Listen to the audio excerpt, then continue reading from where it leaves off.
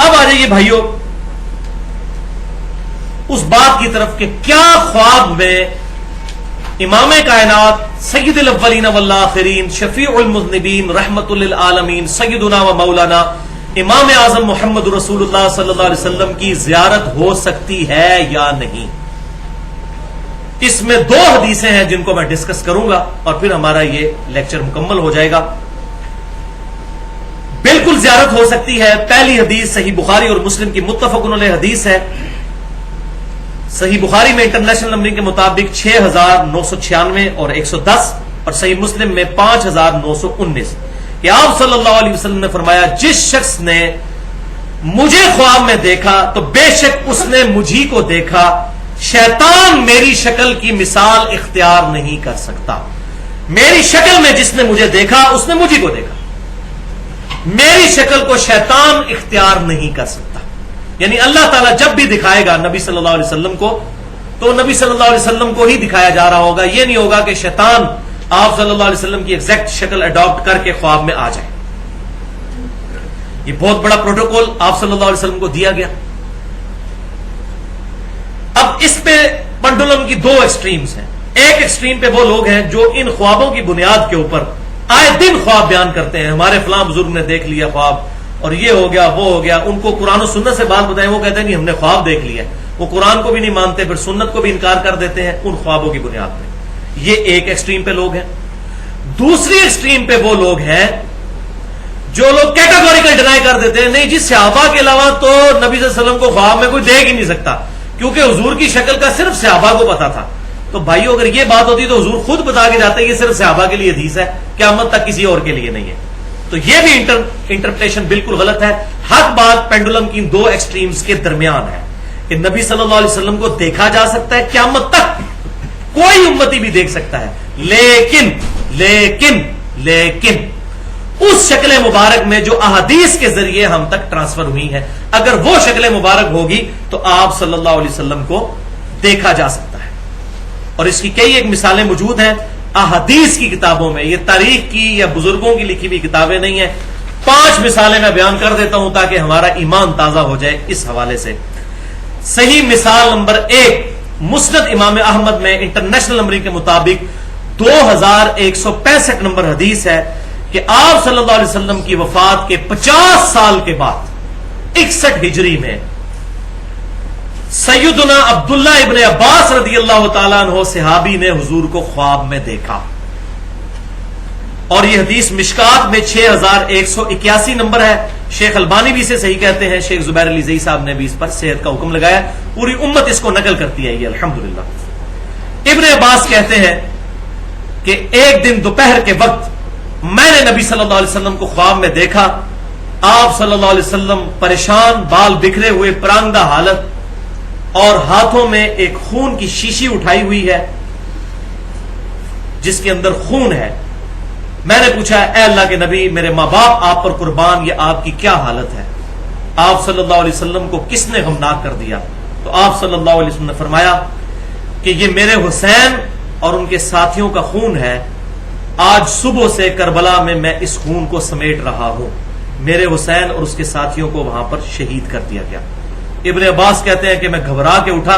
میں نے وہ دن اور تاریخ نوٹ کیا. وہ 10 محرم 61 ہجری تھا. اور بعد میں خبر آئی ظاہر ہے اس وقت کوئی انٹرنیٹ نہیں تھا کوئی موبائل فون سروس نہیں تھی.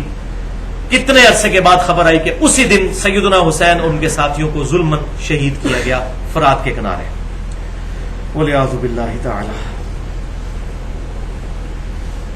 اس کی ڈیٹیل پوری سننی ہو تو مسئلہ نمبر 61 کے نام سے حسینیت اور یزیدیت کا تحقیقی جائزہ اہل سنت پاک.com پر میری پوری گفتگو موجود ہے جو ایکسپلوسو گفتگو ہے الحمدللہ 2.25 گھنٹے کی. تو یہاں پر یہ الفاظ ہے کہ میں صبح سے ان کا خون جمع کر رہا ہوں. تو میں وہی بات کروں گا. یہ بات تمثیلاً ہے.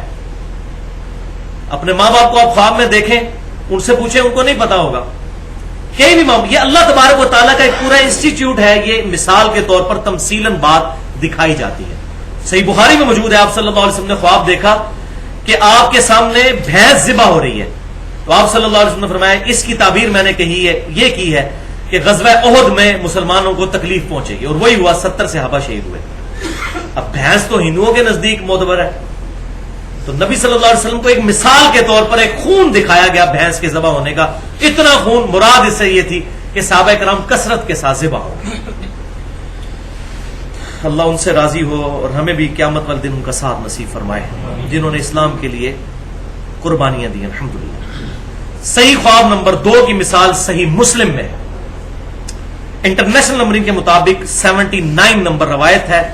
مقدمے کے اندر ہی امام مسلم رحمۃ اللہ علیہ لے کر آئے ہیں کہ سیدنا علی بن مسہر تبع تابعی، یہ تابعی بھی نہیں ہے، تبع تابعی ہے، وہ کہتے ہیں کہ میں نے اور حمزہ نامی ایک تبع تابعی نے ابان بن ابی عیاش المتوفا 140 ہجری، جو ایک کذاب تابعی تھا، 140 ہجری میں فوت ہوا، اس سے میں نے 1000 احادیث نقل کی ہیں. امام مسلم لے کر آ رہے ہیں.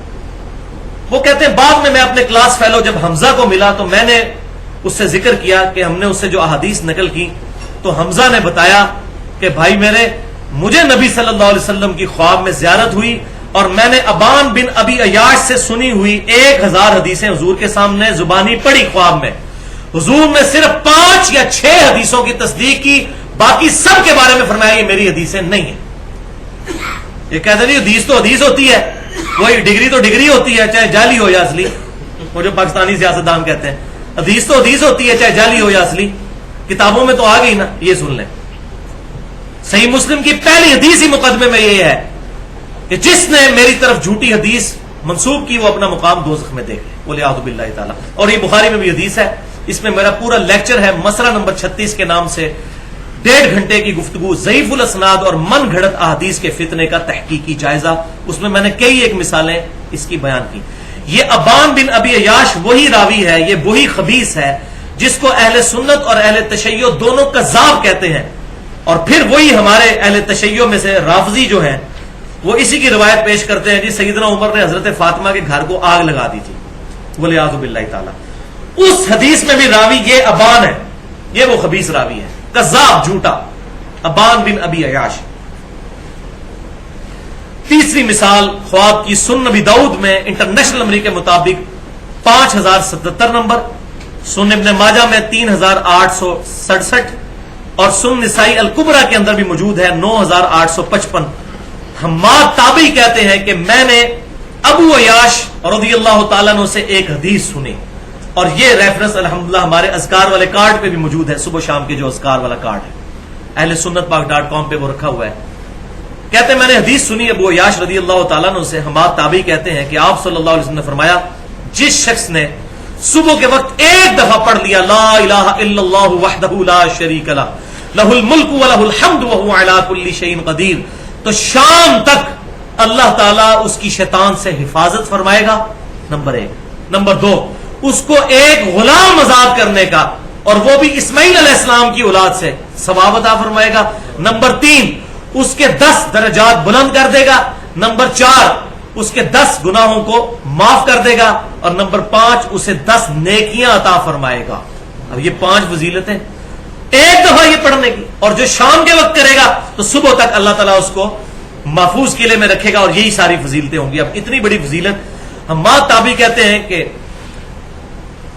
نبی صلی اللہ علیہ وسلم کی مجھے زیارت ہوئی تو میں نے کہا یا رسول اللہ یہ آپ کی حدیث ہے، مجھے کنفرم کر دیجئے. دیکھیں ان لوگوں کو ہمیشہ نیکیوں کی فکر ہوتی تھی کہ اتنی بڑی فضیلت ہے، یہ حدیث صحیح ہے یا ضعیف ہے. تو آپ صلی اللہ علیہ وسلم نے فرمایا ابو عیاش نے سچ کہا، یہ میری ہی حدیث ہے الحمدللہ. اور اصول محدثین پر بھی یہ حدیث صحیح ہے الحمدللہ. امام داؤد، امام نے ماجہ، امام نسائی تینوں نے نقل کیا. چوتھی مثال صحیح خواب کی مسند امام احمد میں 3410 نمبر حدیث، اور شمائل ترمذی جو امام ترمذی کی ہے انٹرنیشنل نمبر کے مطابق 412 نمبر، جو میں نے داڑھی والے لیکچر میں بھی بیان کی کہ یزید الفارسی تابعی جو تھے، یہ وہ یزید ابن معاویہ نہیں ہے، یہ ایک تابعی ہے جو مصحف لکھا کرتے تھے، قرآن کے کاتب تھے، ابن عباس کے شاگرد ہیں، اور ابن عباس سے انہوں نے کئی احادیث نقل کی ہیں. وہ کہتے ہیں کہ ایک رات میں نے خواب میں نبی صلی اللہ علیہ وسلم کی زیارت کی اور آ کے اپنا خواب پھر ابن عباس سے بیان کیا. شمائل ترمذی کا جو آخری چیپٹر ہے خواب میں حضور کو دیکھنے کا بیان، اس میں یہ 412 نمبر حدیث ہے. 417 ٹوٹل حدیث ہیں، 412 نمبر یہ ہے، اور مسند امام احمد میں بھی موجود ہے.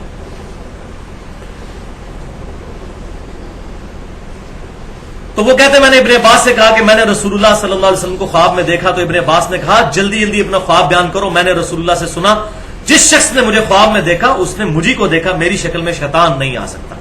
تو انہوں نے پھر بڑا پیارا خواب بیان کیا، اس کے اینڈ پر ابن عباس نے تصدیق کی کہ اگر تم بیداری میں بھی حضور کو دیکھ لیتے تو اس سے مختلف نہ پاتے، تم نے رسول اللہ ہی کو خواب میں دیکھا ہے۔ اب انہوں نے نہیں کہا کہ قیامت تک کوئی دیکھ ہی نہیں سکتا، وہ تابعی تھے، صحابی تو نہیں تھے جنہیں خواب دیکھا۔